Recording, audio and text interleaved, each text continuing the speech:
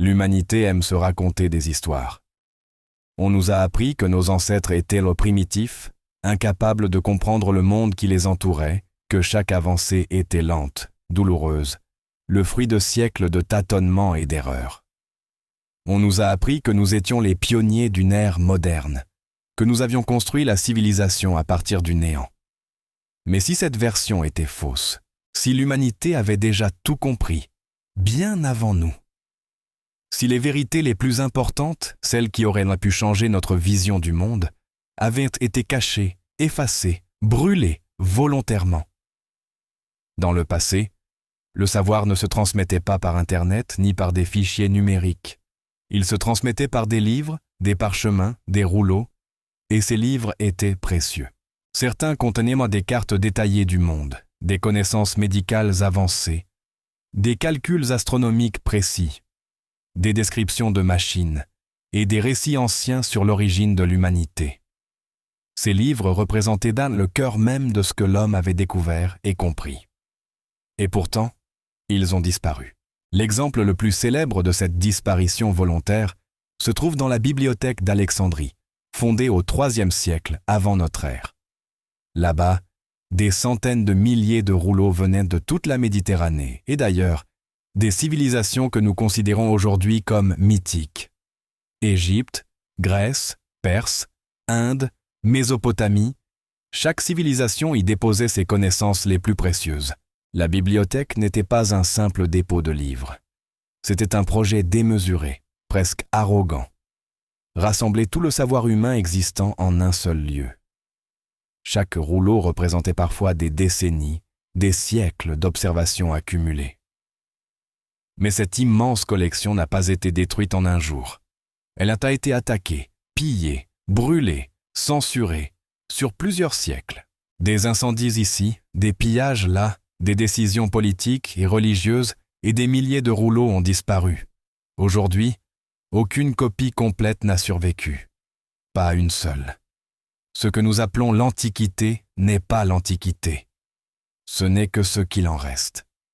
Ce que nous connaissons n'est que l'ombre d'un monde effacé, d'un savoir volontairement effacé. Et voici le premier fait troublant. Nous savons avec certitude que des volumes gigantesques de savoir ont disparu, mais nous ignorons ce qu'ils contenaient. Certains historiens modernes essaient de combler les trous à partir de fragments, de citations indirectes, de textes partiellement conservés. Mais ce que nous obtenons est toujours incomplet, souvent incohérent. Et le plus inquiétant, c'est que ce qui a disparu n'était pas inutile. Ce qui a brûlé n'était pas du superflu, mais souvent ce qui contredisait le récit officiel, ce qui aurait pu remettre en cause le pouvoir établi, ce qui aurait pu révéler des vérités dérangeantes sur le passé de l'humanité. Même après la destruction de la bibliothèque, des traces persistent. Des auteurs antiques mentionnent des textes que nous n'avons plus.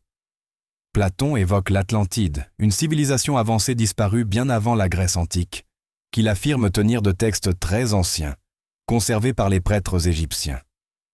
Manéthon, prêtre égyptien, parle de dynasties humaines bien plus anciennes que celles que l'histoire moderne accepte. Les Védas en Inde racontent des cycles de civilisation, des destructions globales, des renaissances successives et des connaissances astronomiques d'une précision incroyable. Les tablettes sumériennes décrivent des rois régnant des milliers d'années, des catastrophes mondiales et des âges de l'humanité que nous considérons aujourd'hui comme impossibles. Pourquoi tant de civilisations séparées par des milliers de kilomètres, sans contact direct, racontent-elles la même chose? Le monde aurait existé avant le nôtre, et ces récits étaient contenus dans des livres aujourd'hui perdus. Ces textes, aujourd'hui classés comme mythologiques, étaient probablement considérés comme dangereux. Ils remettaient en cause le récit officiel, l'ordre établi, les croyances des puissants. Ils représentaient une menace pour ceux qui avaient intérêt à ce que l'humanité oublie. Au fil de l'histoire, brûler des livres n'a jamais été accidentel. En Chine, l'empereur Qin Shi Huang ordonna la destruction de textes historiques et l'élimination d'archives jugées subversives. Au Moyen Âge, des manuscrits antiques furent interdits, modifiés ou détruits par les autorités religieuses. Les ouvrages scientifiques grecs et arabes ne survécurent que grâce à des traductions partielles, des copies incomplètes ou des reconstructions tardives. Chaque fois, la justification était la même. Ces textes étaient dangereux, faux ou contraires à l'ordre établi. Mais il est troublant de constater que ce qui disparaît n'est jamais insignifiant. Ce sont les connaissances précises, les vérités gênantes, les textes qui posent des questions sur l'histoire officielle qui disparaissent. Ceux qui brûlent les livres savent exactement ce qu'ils font.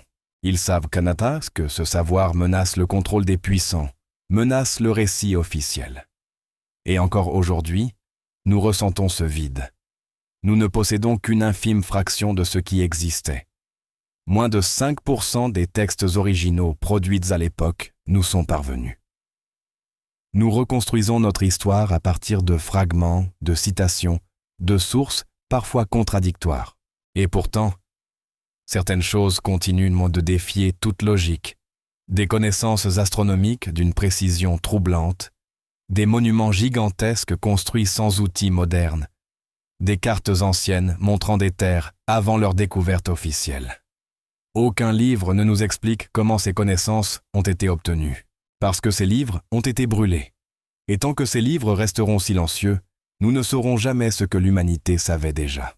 L'ancien monde n'était peut-être pas primitif. Il a simplement été oublié, effacé, caché. Et ce que nous appelons le début de notre civilisation pourrait n'être qu'une illusion, une reconstruction partielle, une version édulcorée, destinée à nous faire croire que nous sommes arrivés là où nous en sommes par nos seuls efforts. Mais si ces vérités avaient survécu, si nous avions accès à ce savoir ancien, aux cartes, aux traités, aux récits sur l'origine de l'humanité, tout ce que nous croyons savoir serait remis en question. Les fondations mêmes de l'histoire moderne s'écrouleraient. Et c'est exactement pour cela que ces livres ont été détruits. Parce que la connaissance, le vrai savoir, est un pouvoir. Et le pouvoir ne se partage pas. Ceux qui contrôlaient en l'histoire, ceux qui avaient le feu et la plume, ont choisi ce que nous devions savoir et ce que nous devions oublier. Même après la disparition de la bibliothèque d'Alexandrie, le passé continue de murmurer à travers des fragments, des tablettes et des textes anciens. Ces vestiges nous montrent qu'il existait autrefois des civilisations incroyablement avancées, bien avant ce que l'histoire moderne accepte. Platon parlait de l'Atlantide, non pas comme d'un mythe inventé pour divertir, mais comme d'une réalité documentée par des textes anciens, confiés par des prêtres égyptiens. Selon lui, cette civilisation possédait une technologie et une organisation qui surpassaient largement celle de la Grèce antique. Des cités immenses, des systèmes de canaux sophistiqués, des machines dont nous avons perdu la trace. Tout cela existait. Et puis, d'un seul coup, tout a disparu, effacé par des catastrophes ou volontairement oublié. Platon ne faisait qu'évoquer ce qu'il tenait de sources plus anciennes encore, disparues depuis. Manéthon, prêtre égyptien et chroniqueur, écrit sur des dynasties remontant à des milliers d'années avant notre ère. Ces récits sont aujourd'hui ignorés ou réduits à des légendes, mais leur existence montre qu'il y avait une mémoire collective qui dépassait largement ce que nous croyons connaître. En Inde, les Védas décrivent des cycles de civilisations successives, des destructions massives suivies de renaissances. Ces textes parlent de connaissances astronomiques précises, d'événements cataclysmiques globaux et d'êtres humains vivant des milliers d'années, des choses que nous avons toujours jugées impossibles. Pourtant, elles sont documentées, consignées dans des écrits qui ont survécu contre toute attente. Les Mésopotamiens, avec leurs tablettes sumériennes, racontent l'histoire d'êtres qui régnaient sur des siècles, de catastrophes qui engloutirent des civilisations entières et d'âges de l'humanité qui défient notre logique.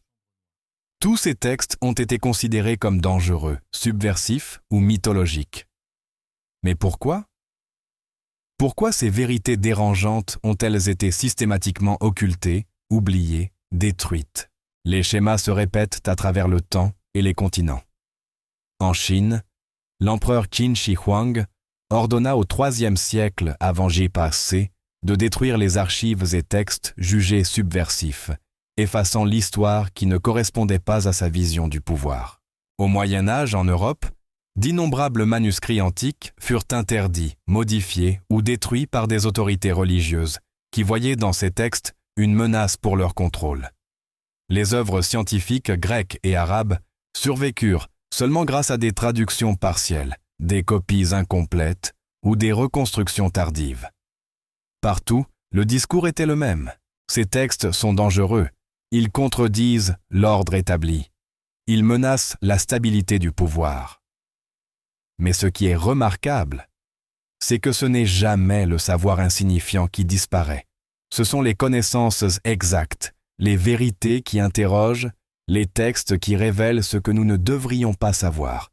Autant d'indices que nous avons perdu bien plus que des livres. Nous avons perdu la mémoire de l'humanité. Et nous ne saurons jamais exactement comment ces connaissances ont été obtenues, car les textes qui auraient pu répondre ont été brûlés. Chaque fragment survivant, chaque citation indirecte nous montre un monde qui était déjà avancé, technologiquement et intellectuellement, bien avant ce que nous imaginons.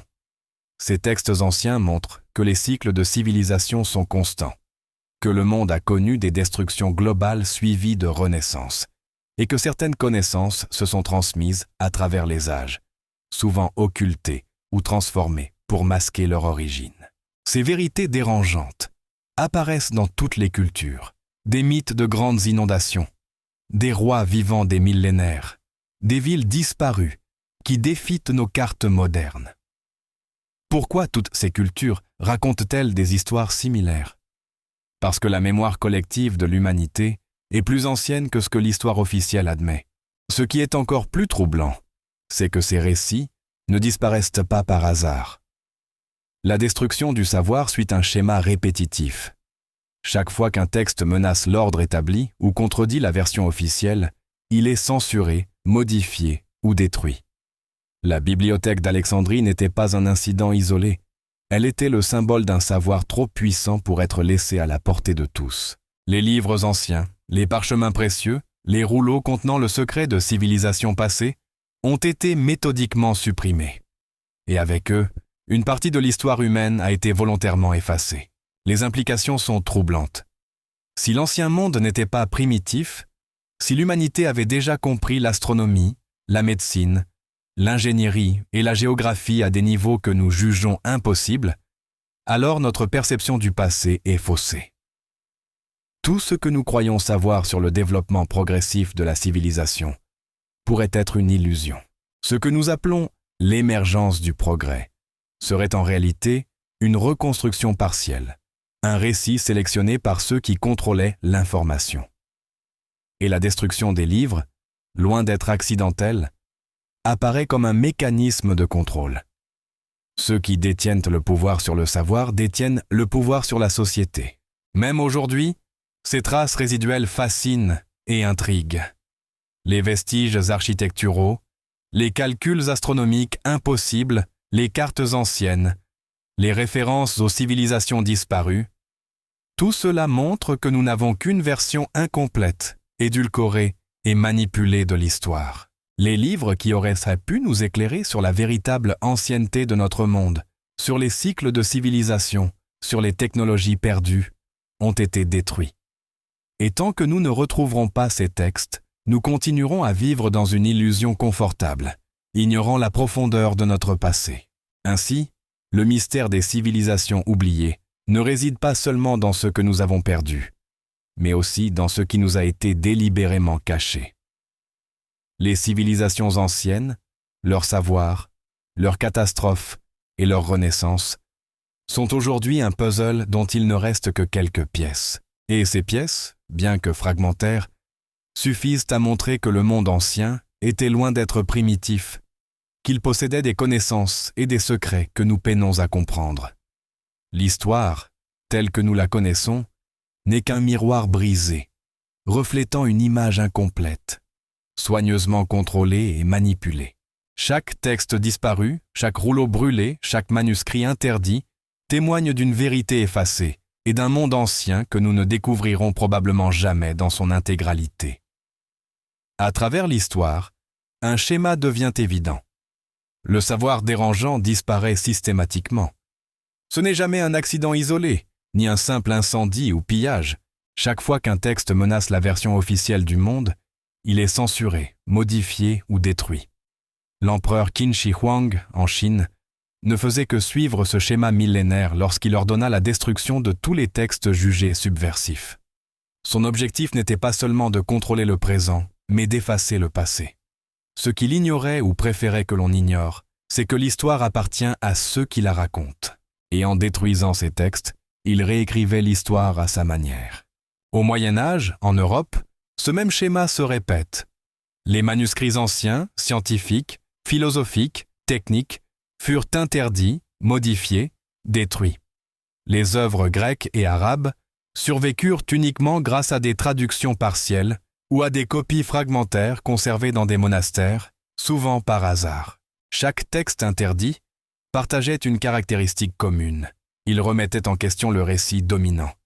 Il révélait des connaissances ou des vérités que ceux qui détenaient le pouvoir ne voulaient pas voir répandues. Ce qui est frappant, c'est que ce processus ne s'arrête pas avec la disparition de la bibliothèque d'Alexandrie ou des textes antiques. Les mêmes schémas apparaissent partout dans le monde. Les mythes de l'Atlantide, les Védas indiens, les tablettes sumériennes et les chroniques égyptiennes, tous ces textes ont été, à un moment ou à un autre, déclarés dangereux ou subversifs. Pourquoi ? Parce qu'ils contiennent des informations sur des civilisations avancées, des connaissances technologiques et scientifiques que l'humanité redécouvrira seulement des siècles plus tard, parfois par hasard. Ces informations remettent en question notre perception de l'histoire, et ceux qui possèdent le savoir ont toujours cherché à le contrôler. Aujourd'hui encore, les vestiges de ces civilisations anciennes continuent de troubler les chercheurs. Des monuments gigantesques, impossibles à construire avec les outils supposés de l'époque, parsèment le monde. Les pyramides d'Égypte, les temples mayas, les mégalithes d'Europe ou d'Asie. Leur précision, leur alignement astronomique, leurs proportions et matériaux posent une question que l'histoire traditionnelle peine à expliquer. Comment des civilisations que nous considérons comme primitives ont-elles pu réaliser de telles constructions sans technologie avancée ? Ces preuves matérielles correspondent aux fragments de textes disparus. Elles témoignent d'une connaissance qui existait avant nous, qui a été perdue ou volontairement effacée. Les anomalies ne s'arrêtent pas là. Des cartes anciennes représentent des continents et des terres qui n'auraient été découverts que des siècles plus tard.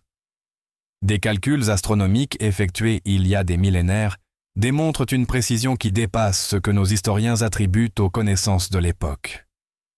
Ces indices nous montrent qu'il y avait un savoir plus ancien et plus avancé qui a été perdu ou occulté. Et ce savoir, malheureusement, a été effacé intentionnellement.